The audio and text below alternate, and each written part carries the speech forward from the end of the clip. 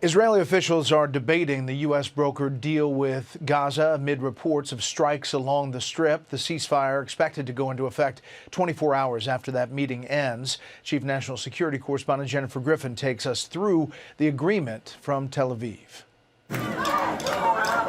Waves of emotion erupted in Hostage Square in Tel Aviv. In Jerusalem, President Trump's envoys Jared Kushner and Steve Witkoff met with Prime Minister Benjamin Netanyahu. Fox News had the first official reaction from an Israeli minister after the deal was signed. Is this the end to the war in Gaza? This is the implementation of the first phase. There will be a ceasefire, and then the commitment within 72 hours of Hamas to release all the hostages. That should bring the end to this war. A ceasefire had not yet taken effect when the IDF struck a suspected group of Hamas militants who got too close to them in northern Gaza. Hamas says it does not know where all of the 28 deceased hostages are. All 20 living hostages should be released Monday or Tuesday.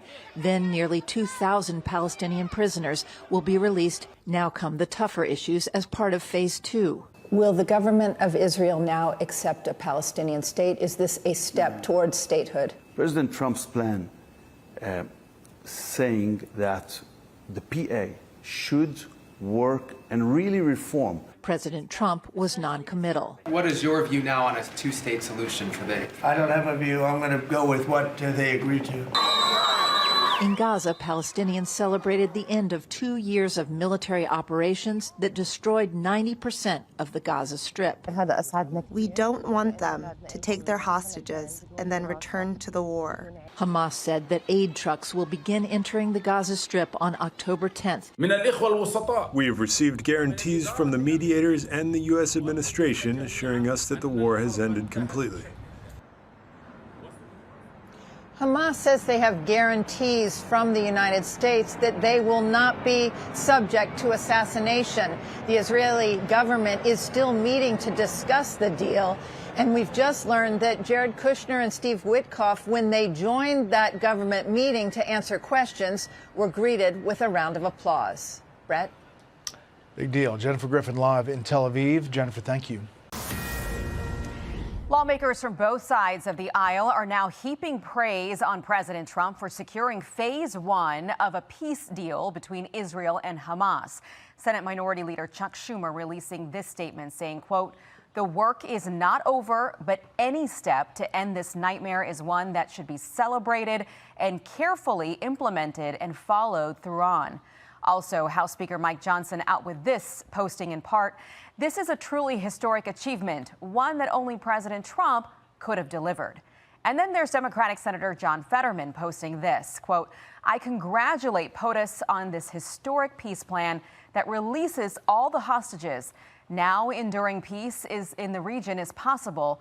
Our parties are different, but we have a shared ironclad commitment to Israel and its people." The Pennsylvania Democrat now joins us live on the program. Good to have you on the show today, Senator. Good to see you. What a momentous day this is for, I think, not just the president and the administration, but for both parties. I remember when you first began to get a lot of criticism from Democrats in your own party about your support for Israel and your support for President Trump's efforts to try to bring peace into that region. Are you surprised by this reaction today? And isn't this a win for everyone? Well, I know I've taken a lot of criticism because I've been very committed to Israel from the door of this. I don't really understand that. I think our party should have been firmly behind Israel through this, but I'm going to follow Israel through it. And President Trump has a very strong commitment to Israel, and that's why I celebrate and support most of the things that they've done, including the Iranian nuclear sites. I believe I might have been the only Democrat that supported them through it. So now today, I think it's entirely appropriate to celebrate this. Thank God this terrible war is going to end, and these poor souls kept underground for over 2 years can come back home. So I don't understand why anyone's reaction would be other than that. You know, Bill brought this up earlier in the program. There's a lot to come in the next 3 or 4 days, and one little thing going wrong can, upend all of this. And we've seen that in the past historically with this region. How do you feel about where we are in this moment right now? I know it's a joyous moment and we're all celebrating, but do you have a little bit of pause too? No, I mean, I think it's incredibly comprehensive kind of a plan. And you also see, now you have Hamas fully saying they're committed to this. And of course, Israel is now too. But what's also very important too, all of the Arab nations around, whether it's Egypt and Turkey and Qatar as well, have really pushed Hamas, saying this is going to be the best deal you're ever going to get. And this awful war needs to end. So I'm actually optimistic that we have a chance for enduring peace. Another part of it is what Israel has accomplished through this entire war. They have destroyed Hamas, they have destroyed Hezbollah, and also they stopped Iran for acquiring a nuclear weapon, and I fully supported that. Now Syria now is free. Now think what's accomplished here, so that's why we could have true peace in the region now. Do you think the president deserves a Nobel Peace Prize? Well, I mean, if this sticks, I think the whole point of having a Nobel Peace Prize is for ending wars and promoting peace. And I'm going to make a direct appeal to the president. I hope he chooses to provide the tomahawks to the Ukrainians too, and give them the tools that they need to push back against Russia. And if he brings the Ukrainian war to its end, I'll be the Democrat leading the committee for his Nobel Prize Peace for ending both of these terrible wars. Yeah, we'll see what happens. Senator Fetterman, thank you again for joining us on this very historic day. Jackie, thank you very much. There are so many scenes playing out in the Middle East right now, in Israel, in Gaza. And this is coming from last night to begin with, because, of course, they are 7 hours ahead of us. Crowds are coming together to celebrate the historic step forward toward peace. And Israel is sharing excitement and appreciation. I'm all shaking and get ready for them. Please come home now. We cried all morning. It's been 2 years that we are in horror, and that's a great day. That's a great day. Thanks to Trump, thanks to Bibi Netanyahu, thanks to everyone. We thank President Trump and our brave soldiers. Chief Foreign Correspondent Trey Yinks is in Tel Aviv right now. Trey. Harris, good morning. The war in Gaza is almost over. For the first time in months, there is hope across the Middle East. President Trump has been able to do what so many thought was impossible. Celebrations erupted in Hostages Square overnight in Tel Aviv as Israelis process the news that all of the remaining hostages held by Hamas will be released in the days ahead. I want to thank President Trump for bringing this amazing victory. That's the name for it. That's a victory. He deserves a Nobel Prize for this, a Nobel Peace Prize for bringing this amazing deal. Similar moments of joy unfolding inside Gaza as crowds of Palestinians cheered and chanted. After 2 years of war, an influx of aid and relief will make it to residents there. Honestly, these are indescribable feelings. We can't believe it. But thank God the war has ended and we are alive. Honestly, we hope the war does not come back and for this to be really the end, with no death and destruction afterwards. The Israeli cabinet is set to formally vote this evening on the deal. Once that vote passes, Israeli forces inside Gaza will have 24 hours to pull back to agreed-upon lines within the enclave. President Trump says the 20 living hostages will be released on Monday. Israeli media reports the exchange could take place even sooner. Local hospitals are already preparing for their return. The hostages will be swapped for nearly 2,000 Palestinian prisoners, 250 of whom are serving life sentences. As for the bodies of the remaining 28 hostages, a joint task force from the U.S., Qatar, Egypt, Turkey, and Israel is reportedly being set up to help locate the remains. Remember, this is phase one of President Trump's 20-point peace plan. There are certainly challenges ahead, but both Israelis and Palestinians agree President Trump has made history. Harris? A big, beautiful peace deal. Thank the Lord. Trey, thank you. All right, let's bring in Ari Fleischer, former White House press secretary and Fox News contributor, for his thoughts on all of this. And the big question that I have, Ari, because we've been close to this before, only to see it kind of slip through people's fingers, is this actually going to happen? Because Hamas does not have a great track record in keeping to its obligations. Well, they have released hostages before as part of the previous negotiations. And so Hamas actually does have somewhat of a track record of releasing people. If they were to go back on it, I cannot imagine the punishment they're going to receive. They have now gotten the Israeli people so excited, they have gotten the world so excited. For them to renege, to do anything other than honor the agreement that they themselves inked yesterday with Israel, would be the most remarkable of all. So I don't think that's going to happen, John.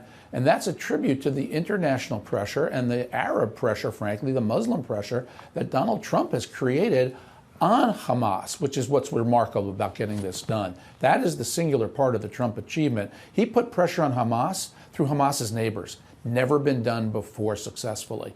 And so I'd be very surprised, John, if the hostages are not released. But if they adhere to this agreement, it really is sort of, signing off on their own demise, because Hamas will cease to exist. With the exception that I found this very interesting in the statement that was released and put out by the president last weekend. The last line in the Hamas statement was, on the future of Gaza, quote, to be discussed within a comprehensive Palestinian national framework in which Hamas will be included and will contribute with full responsibility. Now, that was not reiterated in the statement they put out last night. But that clause, Ari, sounds suspiciously like they want to hang on to power in some way. And that is inconsistent with the 20-point plan that President Trump announced with the support of 7 Arab neighbors and then Turkey being the 8th Muslim nation in the area.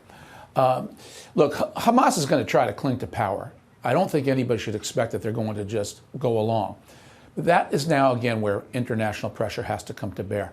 I think, John, what's really going on, and the Arab neighbors are sick of Hamas. They're sick of Mahmoud Abbas, the leader of the Palestinian Authority. They have gotten on with their relations with Israel, with trade with Israel, with improved relations with the West. And who has not? Hamas, Palestinian Authority. They're being left behind by history. So I think that's one of the reasons the Arab nations finally turned on Hamas and said, we're done with you.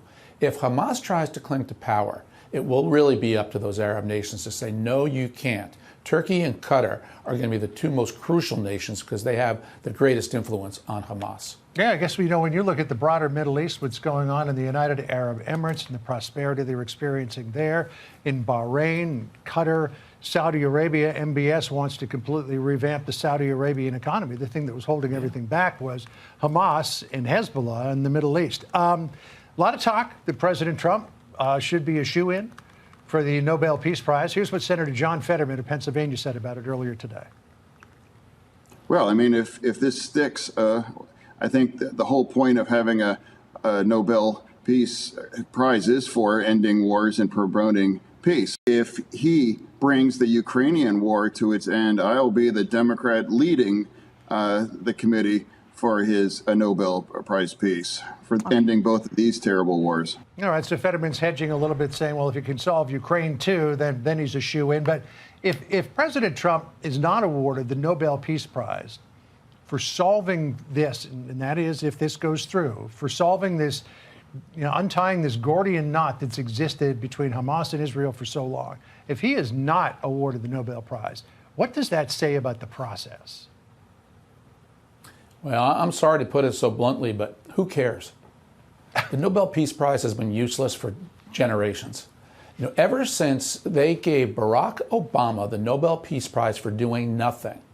It is the Democratic Peace Prize. It is the Liberal Socialists of Europe Peace Prize. It has nothing to do with actually solving problems or getting things done outside the scientific realm, where I think that they actually do good work. But when it comes to peace, no. It is a totally lopsided establishment, old school view of the world. And here's the key factor. What got this agreement done was the fact that Donald Trump and Steve Witkoff are outsiders.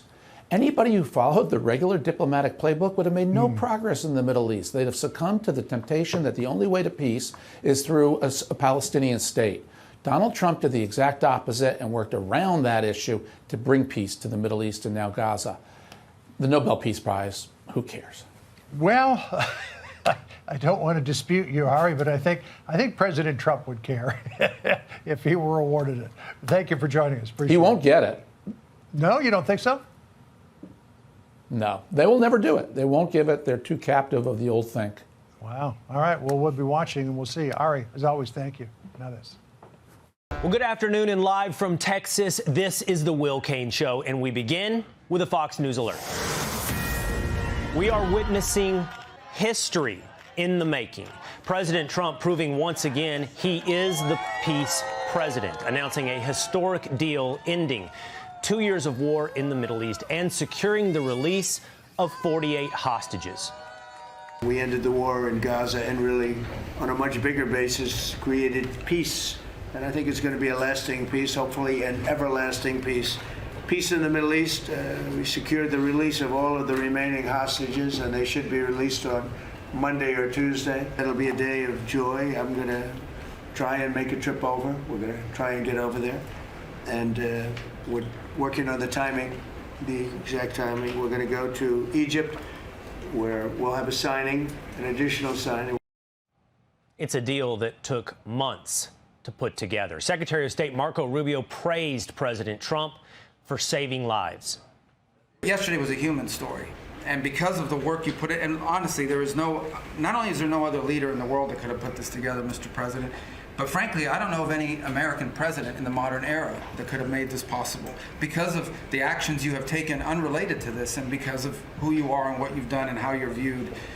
And this weekend, because of that, at some point very soon, we are going to see 20 living human beings emerge from the darkness into the light. All 48 hostages in Gaza should return home next week. But as you heard it mentioned there, 20 are still believed to be alive, while 28 have been confirmed dead, 2 of which are Americans. Now, we called President Trump the peace president. We say that because it's a recognition of his accomplishments. Many presidents failed to do this, but not President Trump. From the Middle East to Armenia and Azerbaijan, the list goes on. President Trump has secured peace across the globe. To suggest that it deserves the Nobel Peace Prize is almost underselling this moment in history. Why? Because it is a moment that has defied presidencies for decades. Let me show you over at the wall. Peace between Israel and the Palestinians has been elusive for almost every American presidency dating back to the 1970s. If we run past and through quick attempts, you'd start with the 1978 Camp David Accords. That was a framework that began to give autonomy to Palestinians in the West Bank and Gaza. In 1982, President Reagan put together his peace plan. It was a proposal for a 5-year autonomy period for the Palestinians. And then in 1988, the Schultz Initiative called for an international conference to set up self-government for the Palestinians. Here's what President Ronald Reagan had to say at the time about his peace plan. There must be a period of time during which the Palestinian inhabitants of the West Bank and Gaza will have full autonomy over their own affairs. The purpose of the 5-year period of transition, which would begin after free elections for a self-governing Palestinian authority, is to prove to the Palestinians that they can run their own affairs and that such Palestinian autonomy poses no threat to Israel's security. The efforts continued into the presidencies of the first President Bush and into the presidencies of President Clinton and the second President Bush. You had the Madrid Conference in 1991. That was a combined effort between the U.S. and the Soviets and tried to include a negotiation contingent that had Palestinians involved. In 1993, the famous Oslo Accords was the first formal mutual recognition. There was a framework for a 5-year period of Palestinian self-rule. In 1988, the Wye River Memorandum. That's the U.S. attempting to implement the Oslo II Accords. And then in 2000, the Camp David Summit the U.S. hosted in a final push to try to get this thing to peace, but it collapsed, notably over Jerusalem. President Bush had this to say about his efforts in 2003. My vision is 2 states living side by side in peace and security. We can overcome the darkness with the light of hope. Peace requires a new and different Palestinian leadership so that a Palestinian state can be born. 3 decades of American presidencies, multiple presidencies, trying to get to the moment that we sit today in history. And it continued under Barack Obama and Joe Biden. In 2005, by the way, there was the Gaza Agreement on movement and access in the area. That was a U.S.-EU brokered agreement. In 2007, you had the Annapolis Conference under President Bush. The U.S. hosted attempts to relaunch a roadmap, still resulted in no final deal. And then in 2014, under President Obama, John Kerry led negotiations. It also ultimately collapsed. Here's what was said by then Secretary of State John Kerry. The two-state solution is the only way to achieve a just and lasting peace. It is the only way to ensure Israel's future as a Jewish and democratic state. Both sides must act now to preserve the possibility of peace. I'm also here to share my conviction that there is still a way forward if the responsible parties are willing to act. More than 50 years of American presidencies and 7 leaders, 7 American presidents, attempting to find the place where we sit today. President Trump holding a cabinet meeting after he brokered a historic peace deal. Israel and Hamas agreeing to the first phase that would end the 2-year-long war. The pact, which will be rolled out in steps, requires Hamas to release all 48 of the remaining hostages, both dead and alive. And in exchange, Israel will withdraw from Gaza to the yellow line you see drawn on the map there. President Trump says he's planning to be in the Middle East when the ink dries on history. We ended the war in Gaza and really, on a much bigger basis, created peace. And I think it's going to be a lasting peace, hopefully an everlasting peace. Peace in the Middle East. We are getting the hostages back on Tuesday, Monday or Tuesday. And that'll be a day of joy. We're going to see to it. Gaza is going to be slowly redone. You have tremendous wealth in that part of the world by certain countries, and just a small part of that, what they make will do wonders for Gaza. The media struggling to wrap their heads around how the man they've spent a decade criticizing is now delivering this peace. Some reactions were glowing, but others not so much. Joe Biden could never do that, and Donald Trump was able to do it. Do you worry that Trump wants to get the Nobel Prize on Friday? It's sort of, I mean, I really don't mean that as a joke. And if we see those remaining hostages freed and Israel begin its withdrawal, it is a remarkable achievement. I don't want to diminish the importance of this, and obviously, blessed are the peacemakers indeed, but it is worth pointing out, this is a ceasefire deal, right? This is not a larger peace deal. All credit to President Trump. Tomorrow, the winner of last year's Nobel Peace Prize will be announced, and President Trump couldn't resist taking a little jab at that committee to give the honor to President Obama. Remember that? Obama got a prize. He didn't even know what he got. He got elected, and they gave it to Obama for doing absolutely nothing but destroying our country. No, he was not a good president. Charlie, I think it was a significant. David Ignatius is the foreign policy columnist for the Washington Post, long time there, who in that clip said Biden couldn't have done this. Yeah. And you think about Kamala Harris, who, remember, she said, I've looked at the maps, there's nothing more that could be done. Everybody should just fold their tents and go home. But President Trump bet on America, and he used American leverage. He never wavered. He gave Israel the space to do what it needed to do to get to this point so that he could come in and say, okay, this is how we do this. And remarkably, Hamas agrees to release all the hostages at once in the first phase, which can give the Israelis some comfort that a lot of their sacrifice was worth it. Yeah, it's nothing short of breathtaking, and David Ignatius is right. Joe Biden never could have done it, even though Joe Biden is probably the most experienced foreign policy expert Washington has ever created, and he did nothing but make a mess of the place. And I do think it's really significant that today is also the 9-year anniversary of when the Nobel Committee gave Barack Obama the Nobel Prize. Okay. And, of course, countless wars, countless terrorist attacks later, you have a guy that is sort of the anti-Obama, the opposite of Obama. Obama was a figment of the media's imagination. Every caricature that you've seen of Donald Trump being a fascist, a Nazi, evil, all these things, is also a caricature, but it's like their villain of, they've created this media villain. And the idea that this comes on a day like today, I think is so sweet. And nobody is exposed as being a fraud more. I mean, obviously, Obama is exposed as a fraud. Joe Biden is exposed as a fraud. But nobody is exposed as a fraud as much as the media. Yeah. And I think, Greg, you think about a lot of the Israelis who not only did you have the IDF fighting, but you had so many people in Israel, one, marching every day, never forgetting. And you had so many reservists who were going in there and putting that pressure on. Then you had President Trump agree to help Israel to go after Iran. Now you have all these proxies that are weakened. It is a remarkably changed region in just this first 9 months of the year. I guess I just feel bad for the American protest movement. You know, how about all those activists who traded in their signs for George Floyd, to BLM, to Palestine, then they had their climate change signs. Now they have to figure out what's next. You can't do trans, that's over. You can't do climate, no one cares.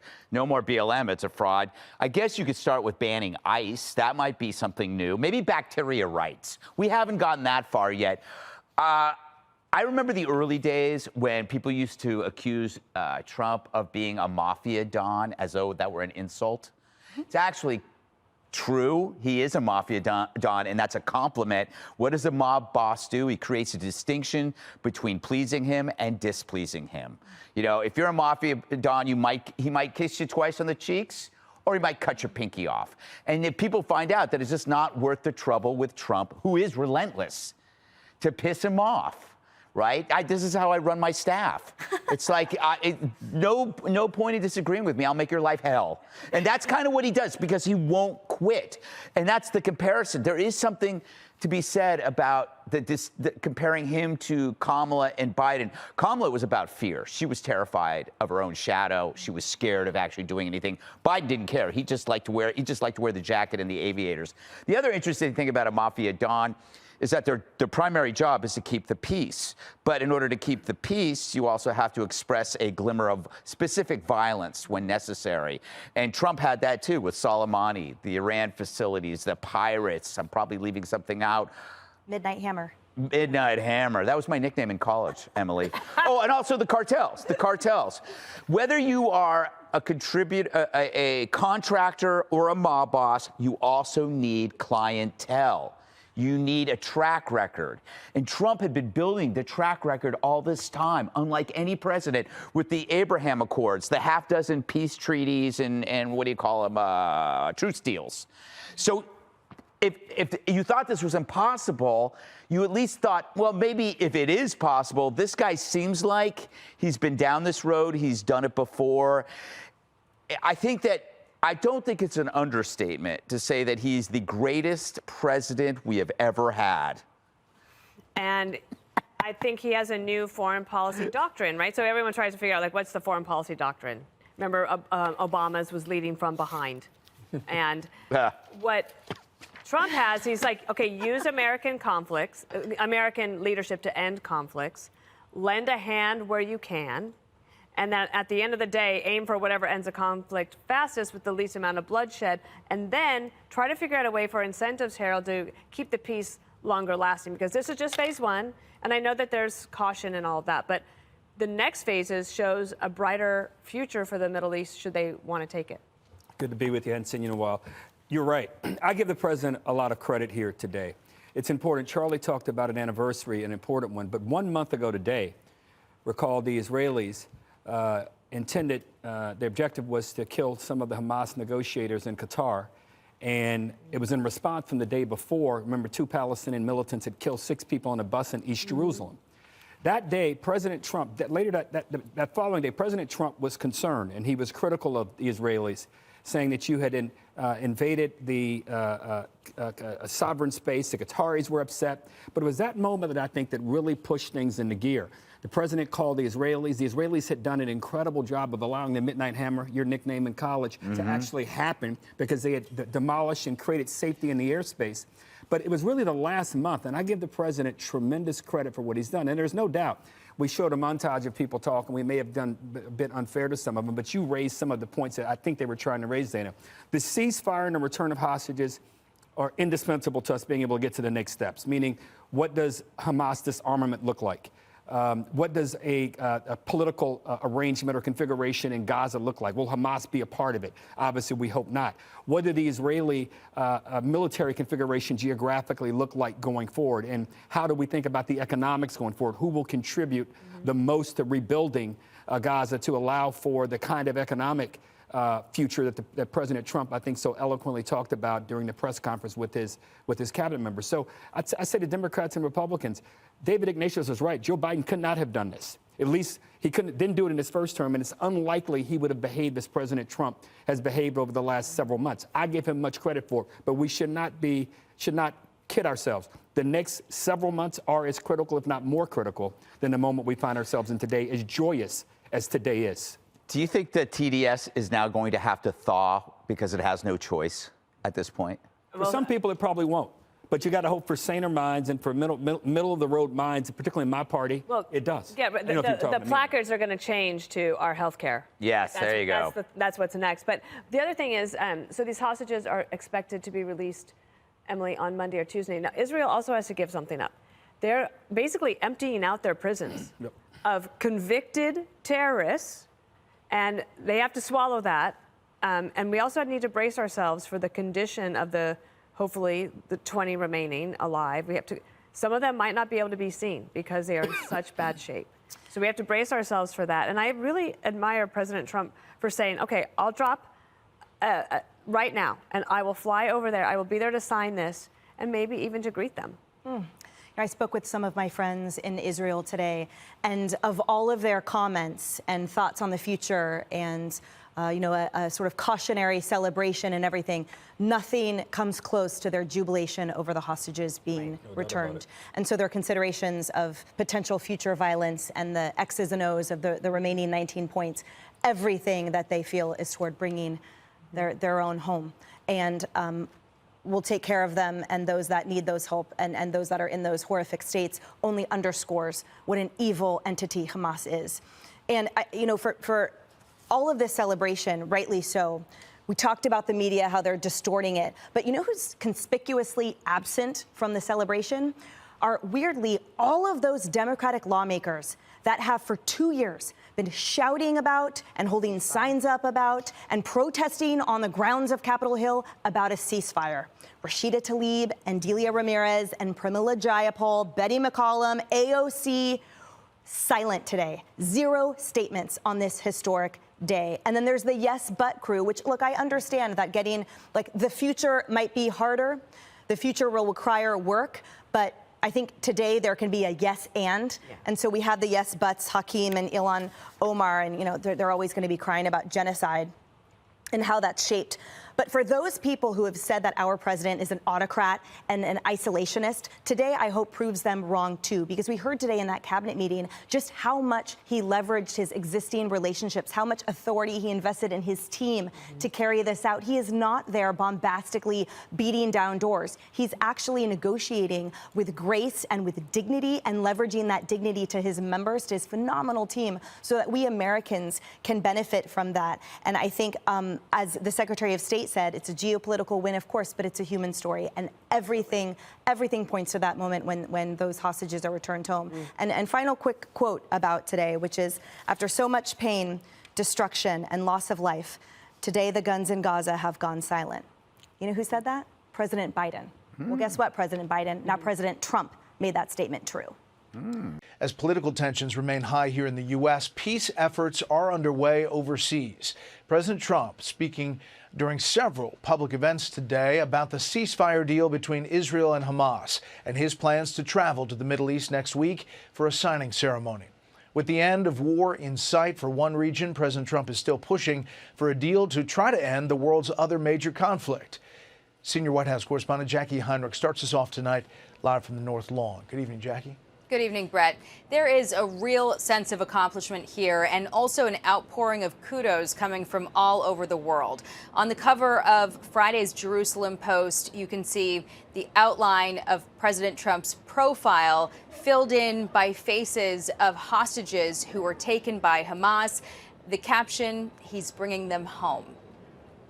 I won't be spending that much time here because I'll be leaving fairly soon for the Middle East. President Trump hurrying along the cabinet meeting where he was showered with praise for a peace deal that long seemed impossible. We are getting the hostages back on Tuesday, Monday or Tuesday, and that'll be a day of joy. Also announcing the invitation he received to speak at the Knesset and plans to officially sign the deal in Egypt. Secretary of State Marco Rubio credited the president for building relationships he later leveraged. What happened was really a human story. A senior U.S. official tells Fox Trump and his team seized on fallout from Israel's strikes on Hamas targets in Doha to force the deal through. Arab leaders wanting to avoid regional conflict ramped up pressure on Hamas, emphasizing Trump's threat on Truth Social to take the deal by the deadline or else.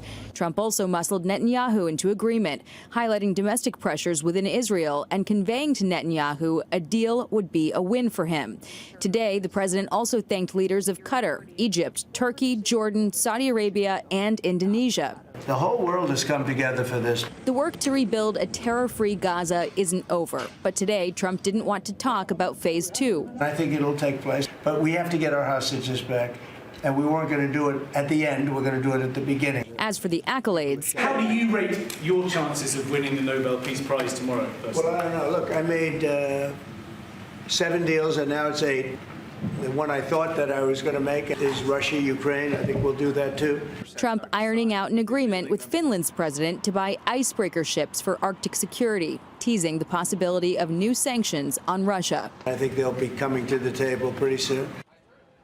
President Trump indicated that he will accept Israel's invitation to address the Knesset. It will be the first time an American president addresses Israel's parliament. Brad.